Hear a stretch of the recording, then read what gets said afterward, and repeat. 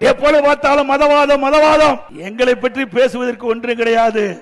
கூட்டணியிலே அங்கமைக்கிட்ட கட்சியை பற்றி தான் உங்களால் பேச முடியும். திரு ஸ்டாலின் அவர்களே, நாங்கள் கேட்கின்றோம், 1999ஆம் ஆண்டு பாராளுமன்ற தேர்தல், அந்த பாராளுமன்ற தேர்தலில் யாரோடு நீங்கள் கூட்டணி வைத்தீர்கள்?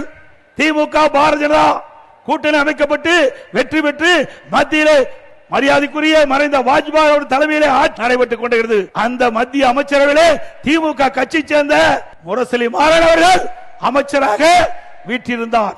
அவர் நோய்வாய்ப்பட்டு ஓராண்டு மருத்துவமனையிலே சிகிச்சை பெற்று வந்தார். இலாக்கா இல்லாத மந்திரியாக பாரதிய ஜனதா அரசாங்கம் வைத்துக் கொண்டிருந்தது. அப்பெல்லாம் பாரதிய ஜனதா கட்சி நல்ல கட்சி.